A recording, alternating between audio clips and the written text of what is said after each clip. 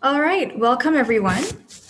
I think we still have people streaming in, but to make sure that we're on time and on schedule, we'll go ahead and get started first with the introduction.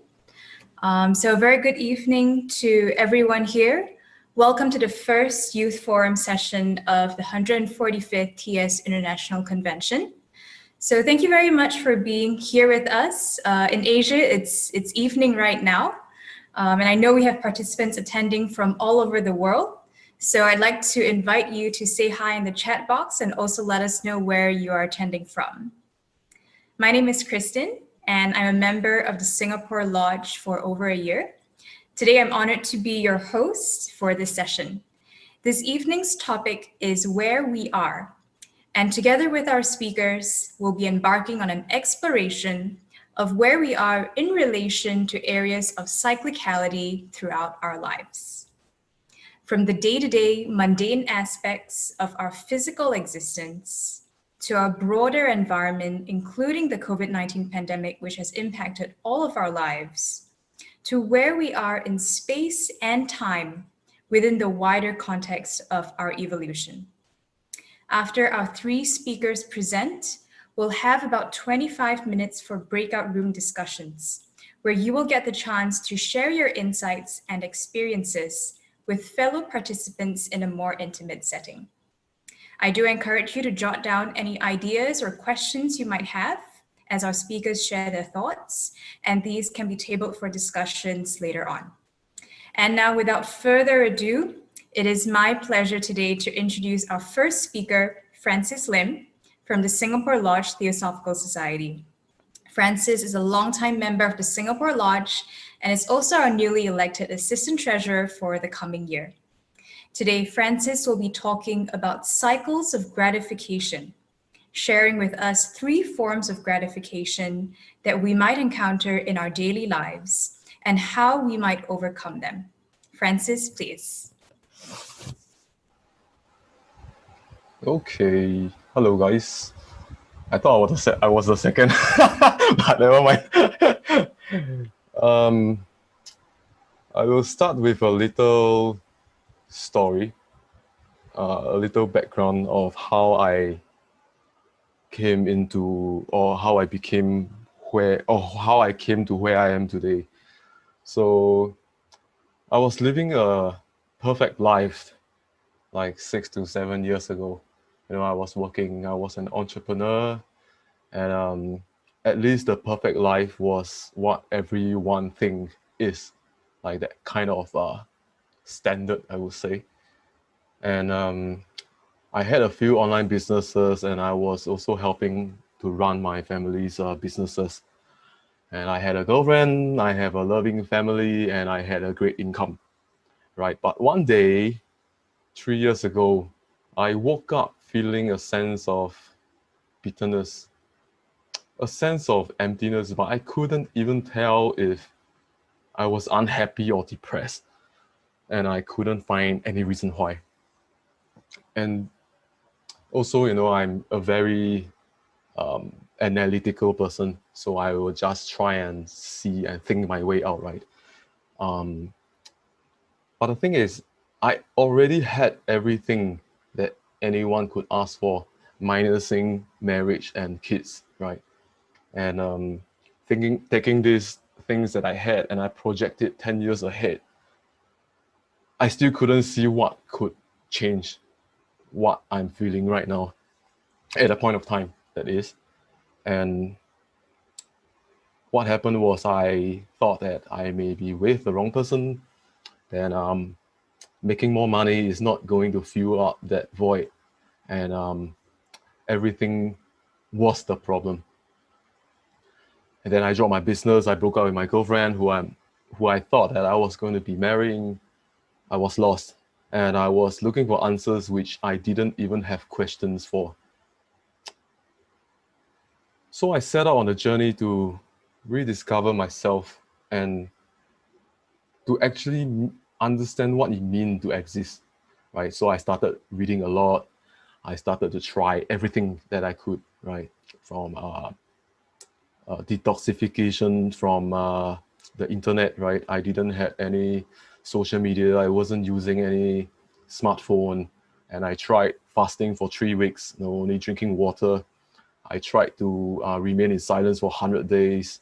And I also tried a few different personal development stuff, like waking up 4 a.m. in the morning, getting into cold shower, doing meditation, going for exercise, all these things before I go to do things in the day. And I started reading about analytical psychology, and I started to read about religion, values, right, precepts, and how things that can make me have a better perception on how I should function properly in life. And then of course, it's not an answer that you could find, right, within like a year or two. It could be a lifetime or a few lifetimes, so to say. So, but I began to observe a pattern to how I had lived my life for the past 3 decades. And the pattern was in the form of cycle, which is mostly setting out to do something that I don't actually want to do, achieve an outcome, and then seek reward or celebration. And then it is like putting a carrot in front of myself and just go ahead, with pure brute force or will, and achieve it. And I call this a cycle of gratification. And of course, in this sharing, I'm going to share the 3 major types of gratifications, which is self-distraction, self-attachment, and self-reflection. So we have first touched on self-distraction. It is mostly about revolving around shifting your focus onto gratifications, right? When you meet with a difficult situation, like you can have cravings, going for some high sugar food, or suddenly you have an urge to buy an air ticket to travel, to get out of what you are going through right now, or even just leaving the office or your house to go for a walk, picking up the phone, scrolling through the WhatsApp to see if anyone thinks about you, sends you a text, going through Instagram, Facebook newsfeed, TikTok, or whatever it is, open up Amazon, go for online shopping, spend hours of the day to find things that may make you feel happy, right? Mostly about taking a break from what you're going through. And it is always about fulfilling that personal desire, craving, or urge. And other than all these material or things that you can get or purchase from outside of yourself, I found that there is another one that could help myself distract from problems is passion, right? So people always say, follow your heart or your passion, right? Do what you love and you will not work another day, right? So what I did was, I was focusing on my career. I worked 18 to 20 hours a day. Whoa, I have great career progression. I built businesses that are profitable. Just focusing on all those stuff, and I don't seem to have any problems on the other aspect of my life. And I had a hobby, I took up photography. I love to go to dark room, developing films, and I do videos. And of course, people can also, through passion, like go for dating and even getting into relationships, mostly seeking for dramas, right, in the relationships, or even trying to achieve success, life success, and so that you can share it with someone else, or even it's actually nothing but just distraction from what really matters, right? And it is an addiction. It's almost like smoking, taking drugs, right? You put your mind elsewhere.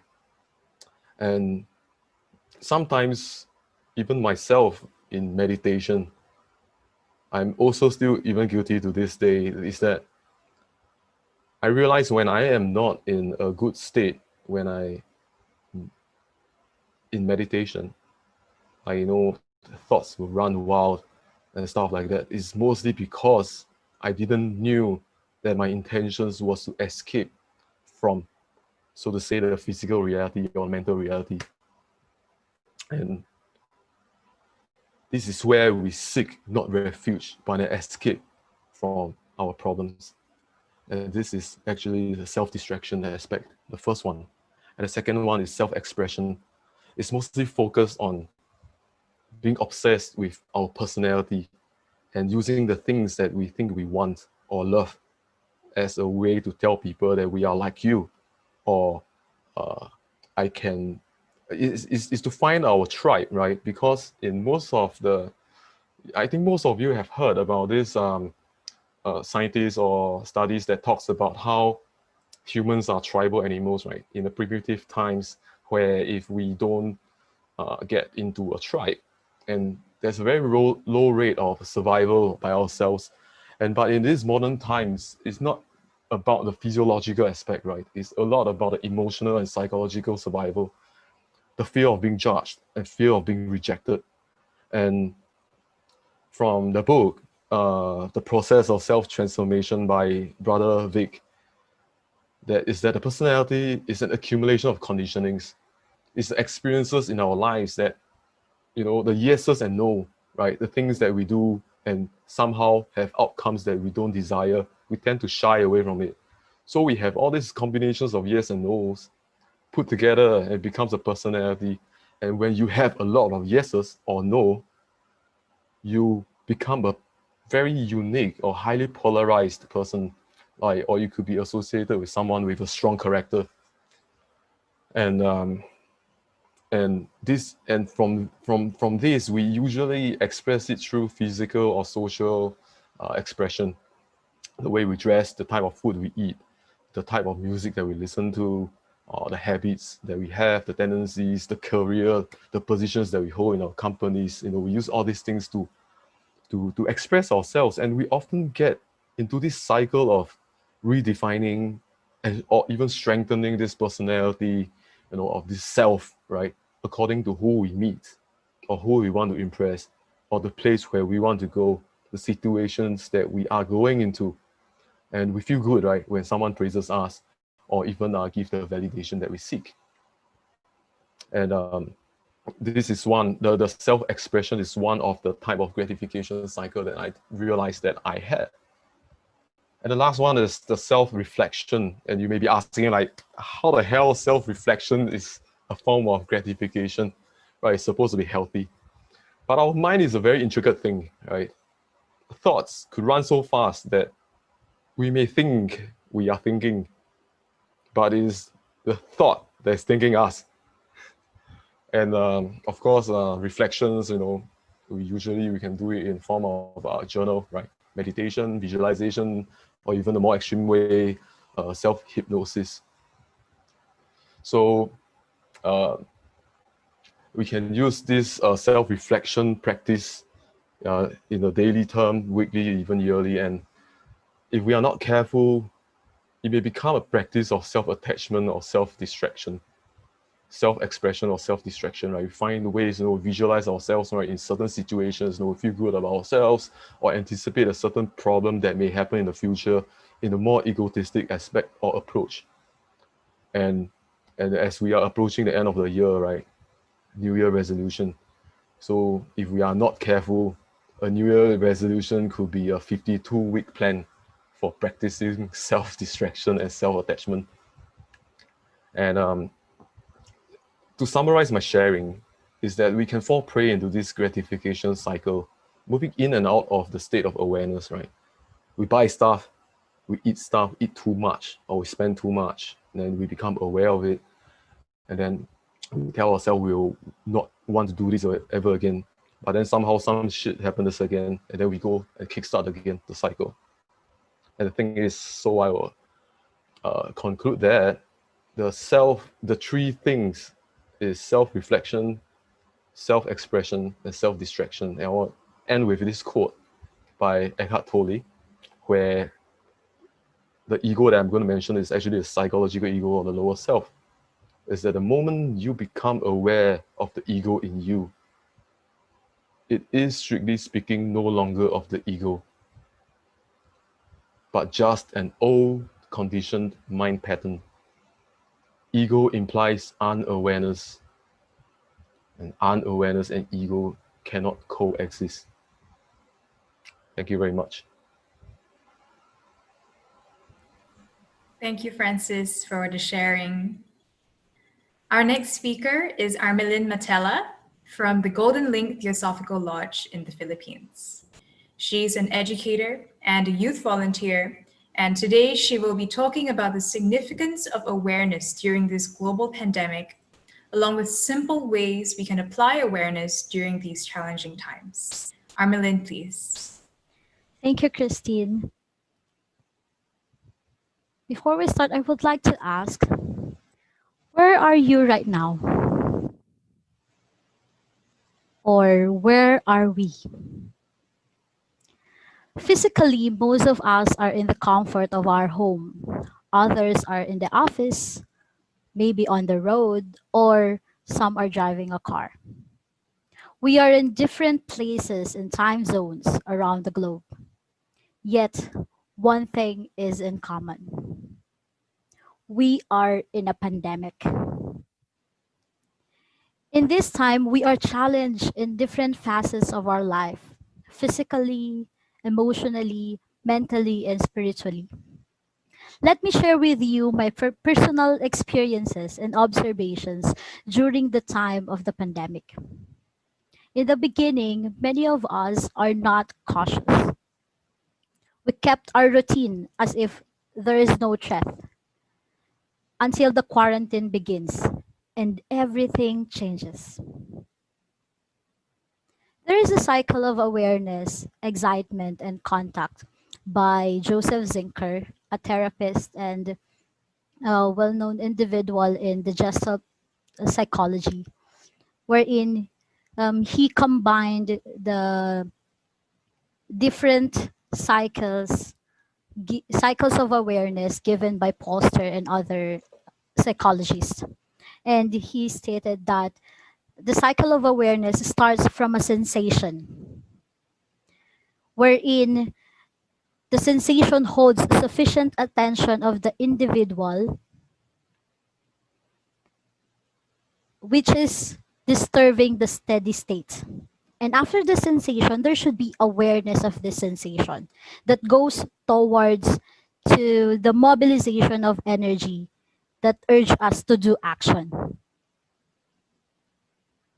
And with that, let me describe or give examples of the responses of the people during the pandemic.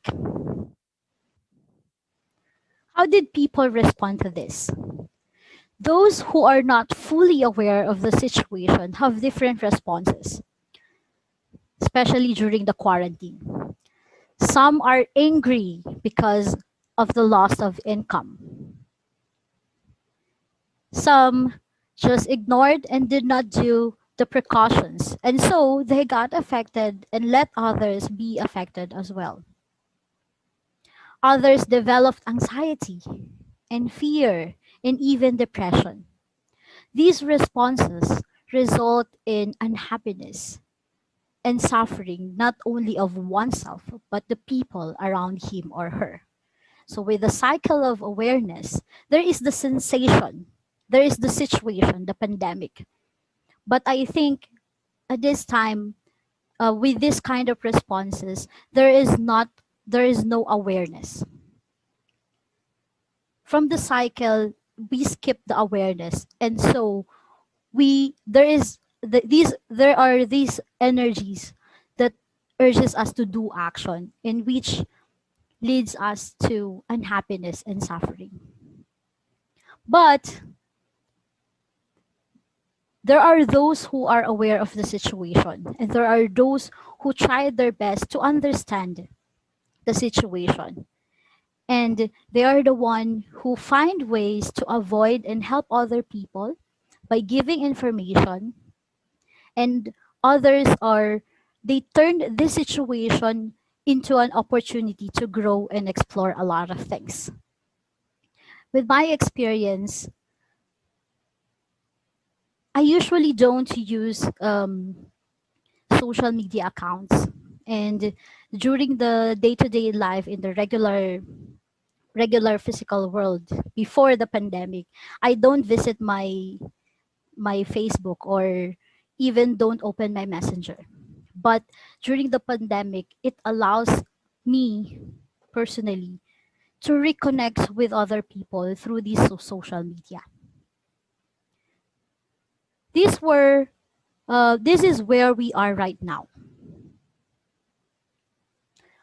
and we cannot change it in a single snap of our fingers. So what's next? How can we help ourselves in this time? My suggestion is, let us practice awareness. Every day, let us set a time of the day to observe silence, meditate, or scan ourselves. This practice will allow us to be calmer and more mindful of our actions and feelings. We are more likely to create better decisions that will also create desirable results. We are still in the pandemic, and so we will hear updates about it, both positive and negative. And this might cause us anxiety, fear, or depression. So, to lessen our anxiety because of these news and updates, let us take time to know more about the news, read more about the information given to us, not just relying on the things that we heard or the things that we read. So, let's find other information about it. And let us take the necessary precautions. We can only do our best to protect ourselves and the people around us by taking precautions. How about how can we help others? Can we help others during this time of pandemic? Of course we can. But the first in my list on helping other people is we have to stay healthy and to stay safe.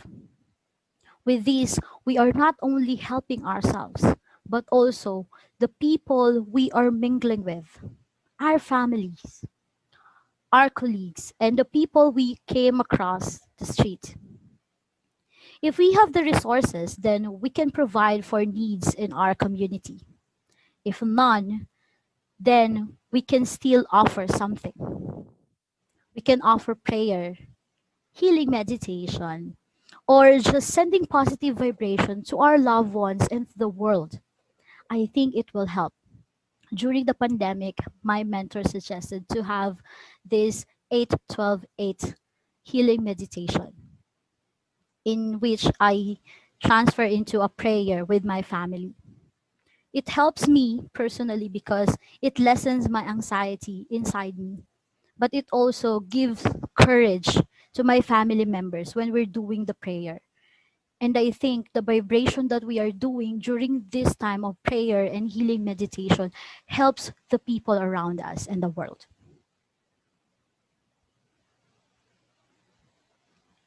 If you somehow, out of nowhere, thought of a person or people, and I know we experience this, that out of nowhere there is a person who will come into our mind. Let us take few minutes to send them positive thoughts and healing energy. And I think it will create a lot of difference if we will send them a simple message, even just an emoji or a photo.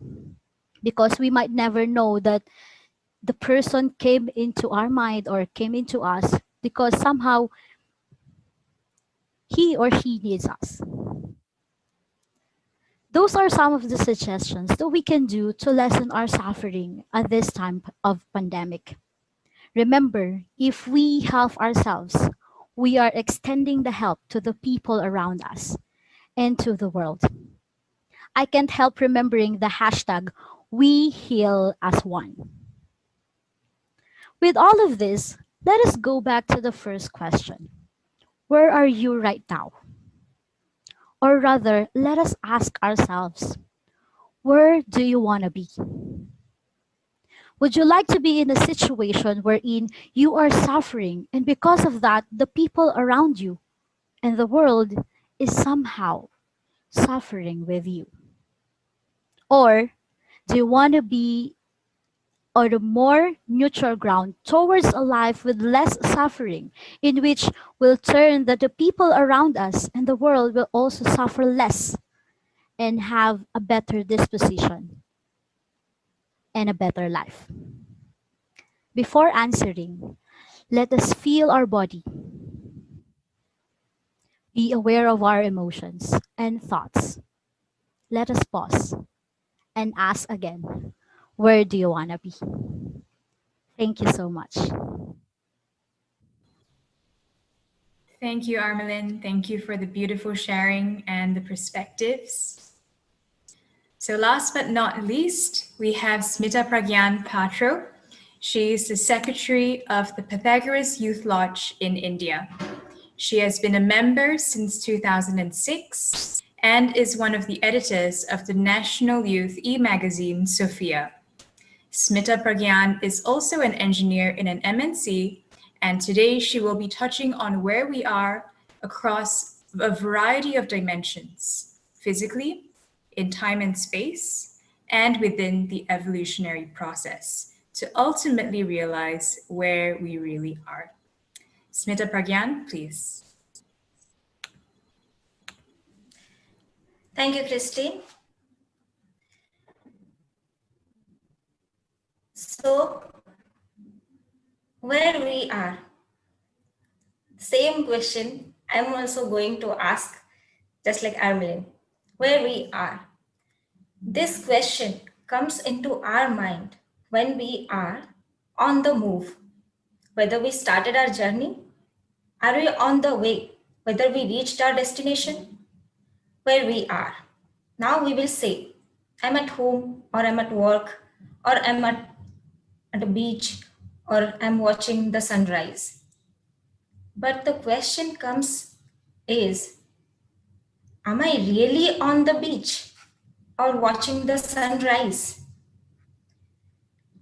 When we spare a time and think about it, we will understand that no, I'm not present in that moment. Physically, I might be there, but in space and time, I'm somewhere else. While cooking food, I'm thinking about my work. While at work, I'm thinking about TS meetings. And while in the TS meeting, I'm thinking about my parents. Though we are physically present, but our mind always moving somewhere else. So for this, I will tell you one story. There was a Zen master. Well, actually, when he was passing by, two people were arguing with each other. One man was saying that the flag is flapping, but the second person was saying, no, it's not the flag that is moving. It's the wind really which is moving. Then the Zen master interrupted. He overheard their debate and then he interrupted. No, neither the flag nor the wind is moving. It's the mind which is moving. We are always on the move. We don't live in the present. Either we move back to the past or we move forward to the future. And this is the root cause of all the suffering and misery. Just like the pendulum, our mind moves either to the past or to the future. We read theosophical literatures, books, and we know about law of karma, reincarnation. We know about divine plan. We know that whatever happened in the past was in the divine plan and we cannot change it. And whatever our future holds is also in the divine plan and we cannot do anything for that either. But still we live with anxiety and worries because we don't understand and we don't realize what we read and what we know. So we need to be analytical. We are gathering a lot of knowledge and we have collected a lot of many data, and that's very good because without proper knowledge and information also we can't work properly, we can't act properly. But we need to analyze where we are we gathered only information or we are practicing the knowledge which we have and putting it into action in our day-to-day life. Once we start putting the knowledge into action, we will also realize the divine plan, and we will stop being sad about the past and getting worried about the future. As we are human beings, we are moving forward in the evolution process. Our consciousness expands, we have free will, and we have discriminative faculty. And as we are studying theosophic literatures and we are surrounded by so many resources that is showing us the path to grow and make progress in this evolution process, we know where we are heading towards, what is the path, and what is our ultimate goal. We have great many resources by which we know our path, and it shows us the path towards our destination. But we are responsible for in how much time we are reaching our destination, where we are heading. Are we on the right track? Have we lost the path where we are?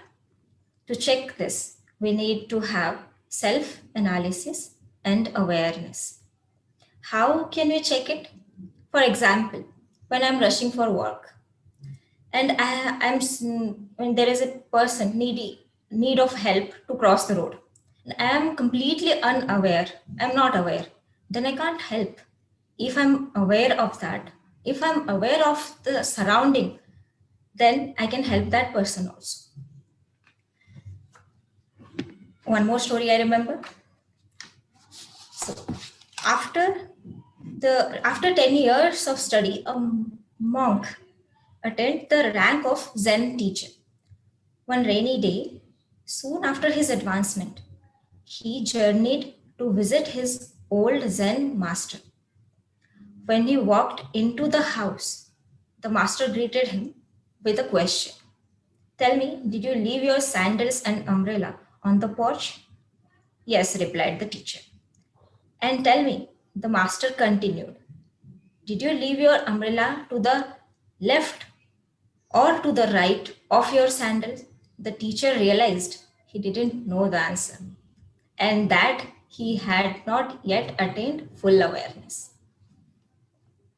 So now question may arise, why awareness is so important? Let me explain. When we travel to some place, we keep road maps and we keep our GPS on. Why? Because we want a safe journey and to reach our destination safely on time. Same as that on the path of truth and on the path of evolution. And to reach our destination, we need to be completely aware. We have started the journey, but are we on the right track? To analyze this is very important. Are we on the right track or we have lost the path? For this, self-analysis and awareness is necessary. So once a Zen master lived in a cave. He was living there for a long time. And sometimes loudly, he called his own name and himself would say, yes, I am here. He would do this anytime, day and night. There were some disciples who used to follow him. They would hear this. Disciples were not able to understand its reason. So one day, one of his disciples asked him, why do you call your own name and then reply yourself to this? The Zen master replied, wherever I get into thinking, I have to remember myself to be alert. So I call my own name loudly. And the moment I reply, yes, I'm here, all the anxiety and thinking disappears. When he got old in his last days, he never called his own name. Disciple asked, Master, you used to say your name all the time, but now you never do this. Why so? Then the Zen master replied, because he is always here. He is always there. Therefore, no need to call him. Previously, anxiety would take me, cloud all over me. So I had to call my name, and that moment, anxiety would disappear. Same as that, awareness is the GPS which we need to keep on to trade on this path, to know whether we are on the right track, to know where we are. Thank you. Thank you. Thank you, Smita Bragayan. and appreciate your perspectives and insight. And thank you to all of our speakers for their thought-provoking sharing.